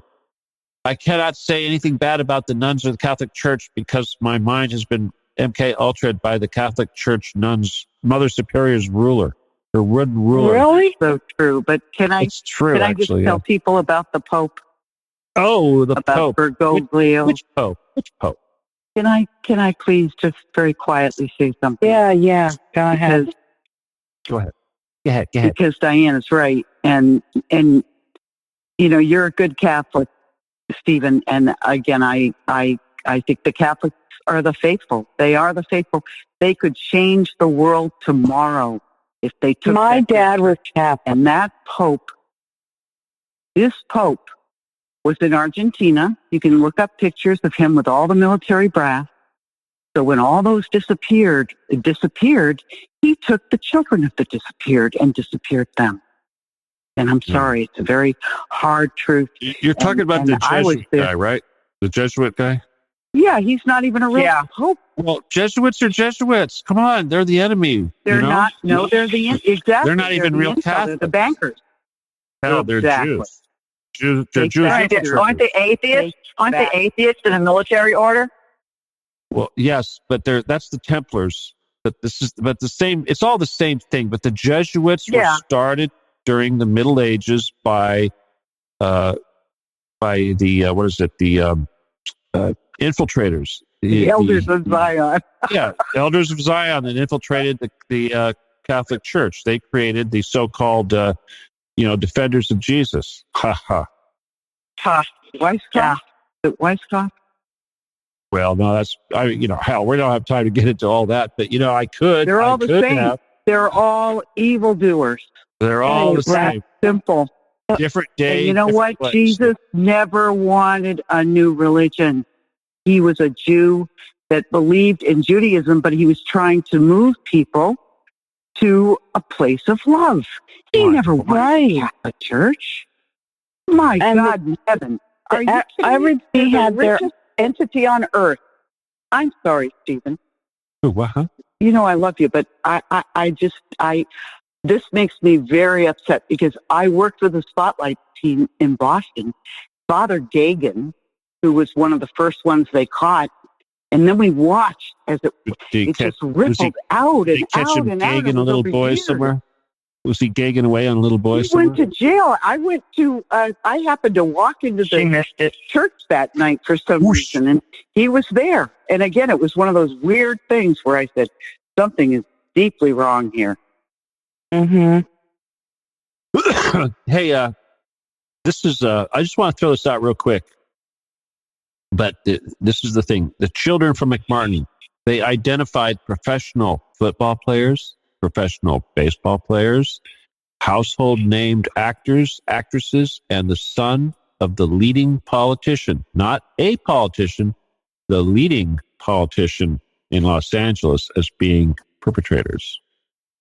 So who would that be? Who would that be? I know who the baseball players were. I mean, my God, the Dodgers. The Dodgers. Steve They Brown. were satanic, the Los Dodgers. Sorry Doyers. about that. But listen to Kathy O'Brien. She'll tell you. Yeah, listen to Kathy O'Brien. She'll tell you about the Doyers. And the football players. Yeah. Let's see. Rosie, were you in there? Rosie. Oh, God, it's so sick. We can go on and on and on. They talk about, the McMartin case, 1983, authorities went there, blah, blah. The children had said they were taken into tunnels under the school. There was a chamber down there. They were sexually molested. It involved ceremonies, adults with robes, candles, chanting. Adults had no clothes on under their robes. And they were taken up into a tunnel and a triplex, a bathroom trap door of the triplex next door. They were taken out in automobiles. We're talking 2, 3, 4-year-olds, and prostituted in the community. Right. All right. The Presidio, All right. they all here's had what they the venereal believe. disease. Here's what the Children, little Satanists babies, believe. venereal Right. disease. All right, this is what they believe. Okay, let's see. It may be therefore to be considered improper as a general rule for your sexual gratification to destroy, deform, or displease any other star. Mutual consent to the act is a condition thereof. It must, of course, be understood that such consent is not always explicit. There are cases where seduction or rape may be emancipation or initiation to another. Such acts can only be judged by their results. Okay, so this is how they say it. In other words, it's like screwing this baby is good for that baby. It's going to release something inside that baby, and it's going to initiate it into a higher level of something. It's just like when the Muslims are raping the little child, they say, "This is pleasing Allah. It is a great act of spiritual growth to do this." And how can anyone buy that? Well, I mean, really. Hey, James, Apparently Unless they have evil motives too. Jimmy Savile said Jimmy Savile gave those when he would screw the cadavers that he was giving them something. Do you remember that? Yeah, a little bit of himself. Okay, here's what Aleister Crowley says. Okay, this is Aleister Crowley talking now. Quote, "Moreover, the beast 666 advises that all children shall be accustomed from infancy to witness every type of sexual act, as also the process of birth, lest falsehood, fog, and mystery stupefy their minds, whose error else might warp and misdirect the growth of their subconscious system of self-symbolism. So in other words, fucking asshole. if you don't fucking shit in front of your children, you're screwing them up, according to Aleister Crowley. Well, you just, this is all backwards. All of this is reversed. All right. Okay. Here's more Aleister Crowley. Here. Wait. Okay. Never mind. That's enough of this. Yeah, that's enough. That's enough. But see, we have to talk about it because if we don't, when you're a child, you don't know. You don't know what's going on. And so then it gets shoved. And before Phil Donahue and Oprah, nobody talked about this stuff. It happens in families. It's systemic. And, again, I know people that grew up in these families, and some of them are evildoers, and some of them were just victims or survivors.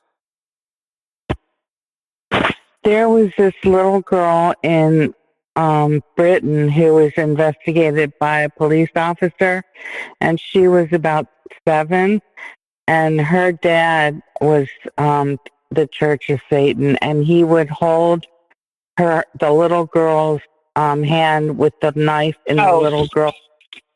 You're talking about Gabriel and Elise. They do. The Hampstead case. Hampstead, exactly. Yeah, that little girl with those beautiful children, those gorgeous children. Yeah. And I know. Refused. I'm sorry, it makes me so angry. The way she talked about it was like nothing. I'd shoot them. But the little girl. Yeah, I followed that for a while. Now, what about the group in Australia, Stephen? Are all these? Right. I mean, we know all Satanists are connected in certain ways, and evil and all that stuff. But the specific groups, I heard about the one in Australia where they, unspeakably horrible things, and beyond what's even been said, way beyond what's even been said here tonight. How are they connected, or are they connected? Well, of course they're connected, because you got to remember, and you guys, and Diane, I try to emphasize this so often because it's so hard for us as simple humans to really see the real perspective of this stuff. But you got to understand, we think back 10 years, 100 years, 1,000 years, 10,000 years. This is 25 million years old. Okay, it's beyond our capability of trying to understand. And it's just like, who ate the first grain of wheat? We don't think back that far. It's kind of like the same thing. We are the cows, and we are transitioning into humans, and we're waking up and saying, wow, I think we're done with having those guys eat us now. And that's why we're waking up and going through this. All right, I'm going to read something to you guys here. We're over time, but who cares? This is from Aleister Crowley. All right. And he's talking about sacrifice and the energy and the blood and all this crap, okay? And why they do it and how they do it. All right. He says, quote, "It would be unwise to condemn as irrational the practice of those savages who tear the heart and liver from an adversary and devour them while yet warm. In any case, it was the theory of the ancient magicians that any living being is a storehouse of energy, varying in quantity according to the size and health of the animal, and in quality according to its mental and moral character. At the death of the animal, this energy is liberated suddenly.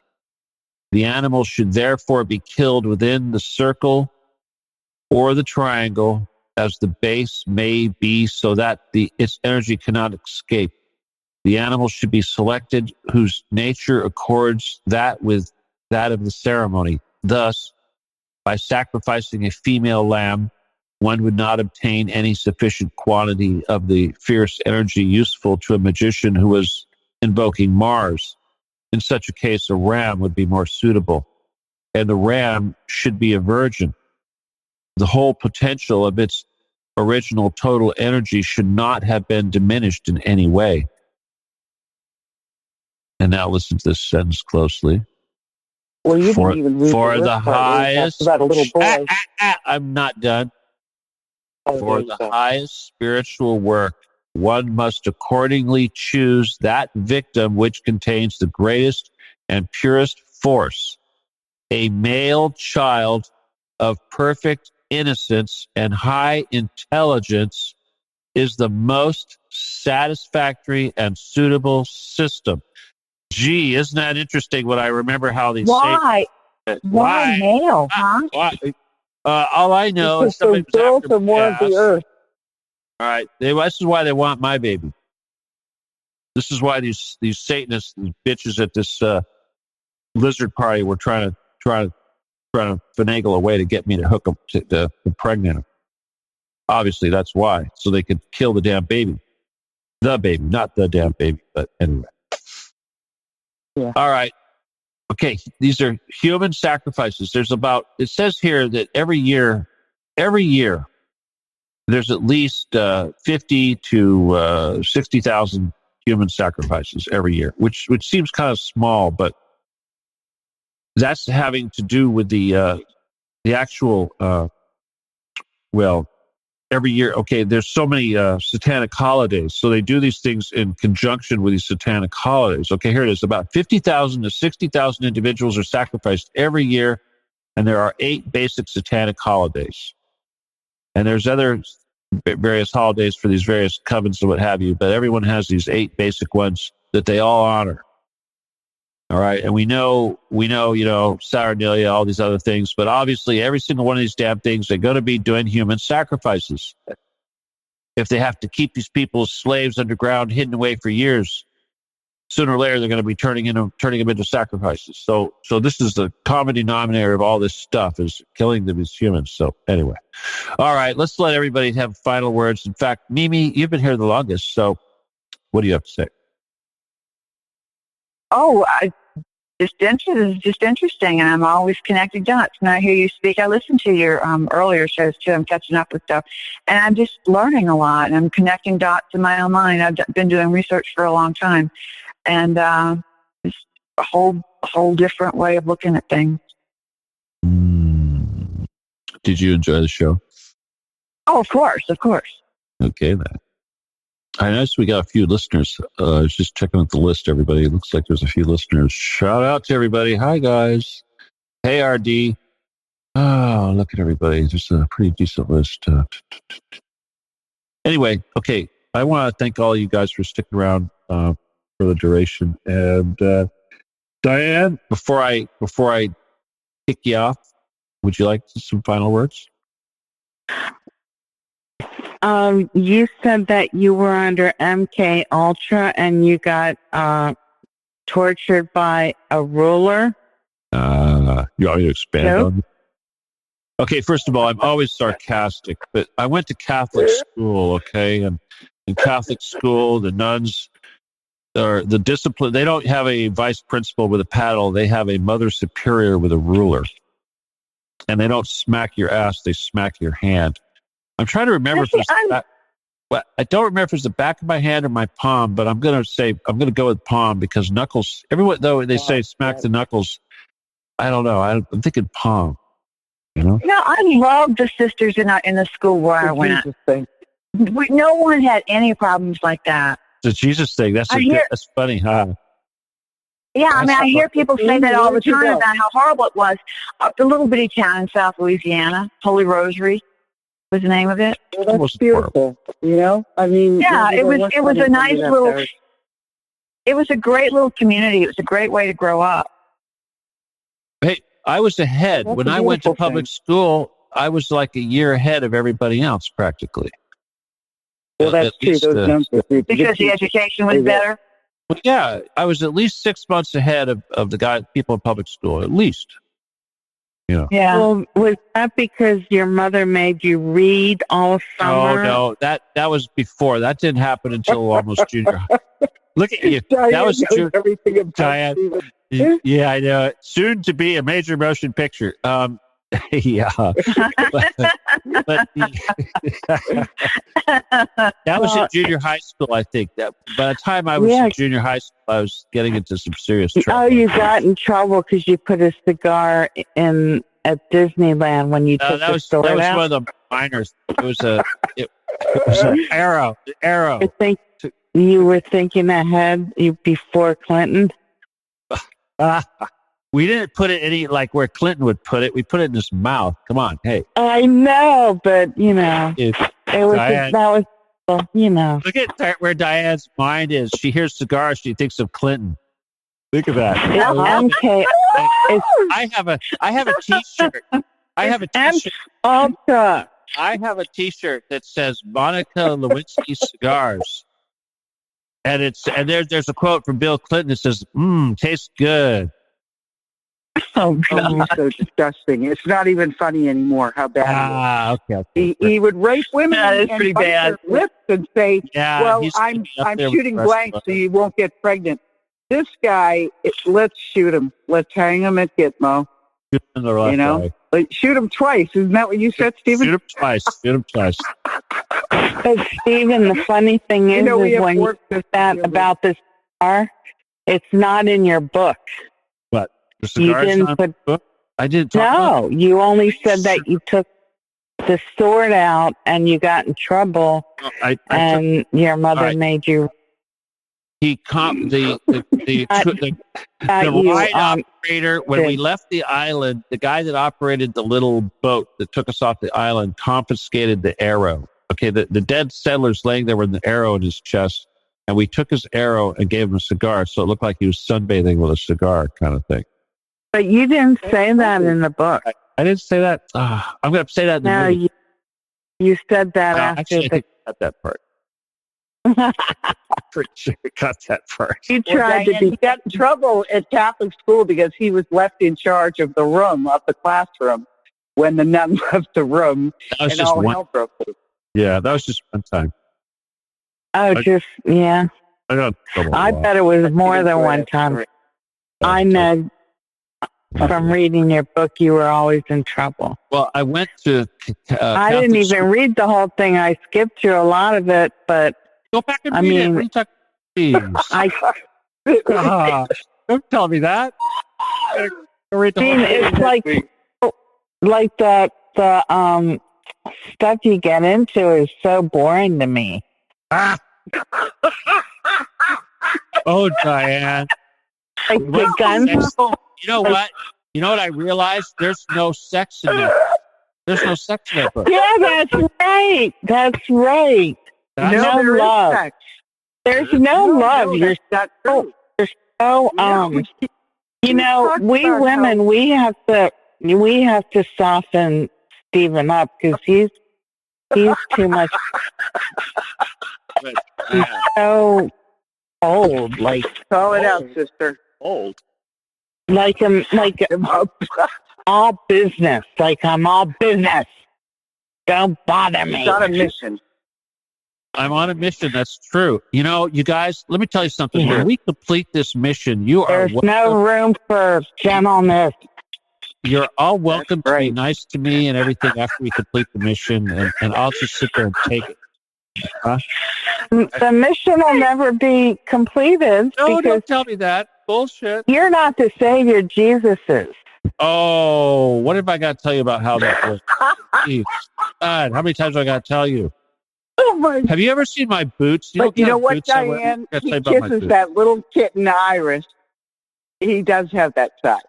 He's like a little warrior, like who just got his bow and arrow thing, and I'm gonna kill all those I'm gonna Indians. slay that dragon. I'm gonna slay that. I'm like that little David. Diane, in Goliath. He takes ladybugs and puts them outside and spiders. Yeah, Diane, you understand he David does and have Goliath, right? That other side. but he doesn't say it. I He get it. doesn't say. David and Goliath, Diane. Okay, you understand that. You know your Bible. Look at Mhm. David. Okay, he was the lowest of lowest, the weakest of David? weak. David You're was the- a shepherd boy. He had nothing. Goliath. Oh yeah, you are a good shepherd. I'm a good shepherd, but I'm also a Oh, good how David sweet. too. You're a teacher. Slingshot through that left eye. Slingshot to the left eye. Plap. Oh, boom. When I talk about this stuff, I get nutty. It's my humor is the only thing that saves me.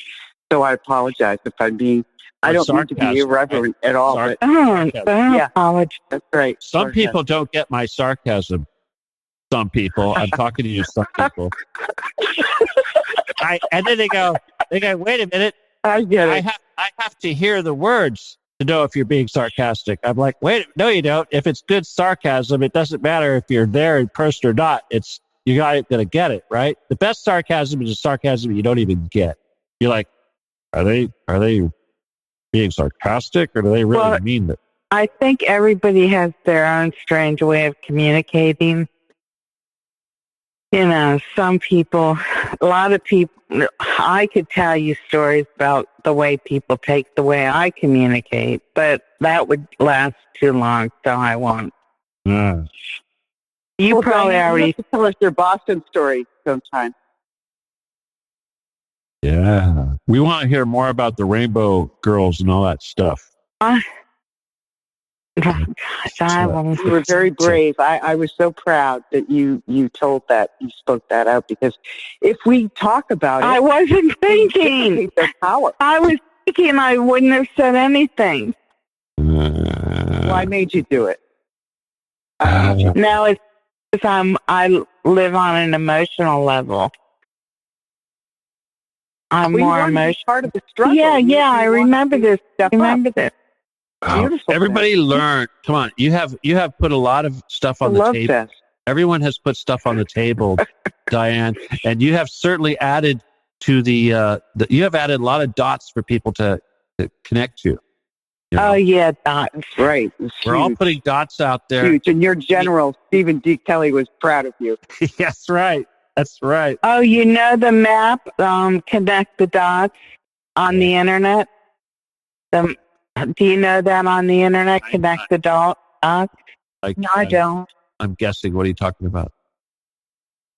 It's wonderful. It shows everything. Oh, I see what you're talking about. Yeah. Oh, good. Okay. I mean, I can send you the link if you wanted, but I figured you already have it. The map. Put it under the YouTube, Diane. Well, I don't know. Yeah, leave a link in comments. There you go. Leave a link in the comments. You can do that. So many people are going to watch it. They don't. Well, I'm going to send it to Stephen, then he can. No, come on. You can do it. You watch YouTube, don't you? Come on. Work. No, but I know you're. I'm not. It doesn't have to be your name. All right. Whatever works for you, Diane. Okay, don't worry about it. About it being in my name, if I could figure it out, how to get it. I got you covered. Okay, no stress. Relax. Why doesn't she send it to you, Stephen, and you can just paste it down there? We'll get it. We'll get it taken. That's a good thing to do. Connect the dots. The map is connect the dots, and it tells about everything. You know what I just realized, everybody? Look at this. People are already dropping off. Diane, you're scaring people away. Come on, stop it. We're going on 3 hours. No, I know. We got to stop doing that. I got to go eat. I haven't eaten yet. Mimi, I wanted to say one thing to Mimi, though, that that group in Australia, believe it or not, it was Nicole Kidman's father. Who? Oh, Nicole. Really? Of course it was. Yes. So. Oh, you know what? Now I do remember that. I had forgotten. I did know that. I forgot all about it. I actually whistle blew. I had no idea at the time that the guy was connected to this satanic child. Well, not just abuse and torture, the whole everything that they did, all of it. Yeah, I didn't know that. I whistle blew on him for something else, and it came out later, and so that's how I learned about it. And I already knew about the Hampstead case, and so and then of course we all heard about the that child care place back in the 80s that Stephen, you were talking about tonight. So I mean, they're everywhere, and like I was saying, this is just a part of the human condition. I think evil is a very real thing, and I think a lot of the times we're like the 7 blind men and the elephant, that old fable, where as human beings we can't see the full truth. And the best we could hope for is sometimes to overlap what we see. I don't know if that makes any sense the way I put it. the big bronze bulls with a fire inside of them are not out in the open anymore. They're Yeah. Well, it's a different level. I mean, we're more sophisticated as human beings than we were back then. And so they operate on higher and higher levels, emotional and mental, not just physical. Well, listen, guys, listen, So we have the internet. ladies, Yes. I know you don't want to go just go on home. for hours. I know you could. I could too, but I just realized if I You don't gotta go stop, eat. I'm not going to get to eat. I'll go. I totally Go eat. forgot. I'm sitting You here say talking that on every show, Stephen. Because I've been it's- listening to all your shows, and you always complain. This is our I have Thursday to go eat. ritual. I have to go. I don't know what it is, but Thursdays. But I don't get Okay. I don't get to. Okay. You know how it is. Steven, can I Bye-bye. give you? Yeah. All right, everybody say goodbye. I'm going to start hanging up. Okay, everyone say Look, bye. Bye. See y'all next week. Have a plate of snacks there. No snacks. Snacks. I can't be snacking and talking while we're doing this. Jeez. Diane. All right. Wow, it's quiet all of a sudden. Jeez. Goodness gracious. All right, listen. It was a fun show, and I want to thank all of you for being here and sticking around for the duration. And those of you that are listening on the YouTube, of course, please leave a fun comment and contribute. And if you have any photos of the stuff we're talking about, go ahead and feel free to leave that in the comments too, so we can share it. And any other information, please help us get this out there, because this is the sort of thing that there's a lot of people that are into just for the fun of it all. And if you are, I hope you're into it for the right reasons, not because you're fascinated by all the satanic crap. Either way. But that should do it for the night. I got to go eat my burger. Once again, my name is Stephen D. Kelley. This is the Stephen D. Kelley Show, and I want to thank you all for being here. And with that, I will see you all next week, and I love you all very much. Talk to you soon. Goodbye. God bless. Adios. Good night.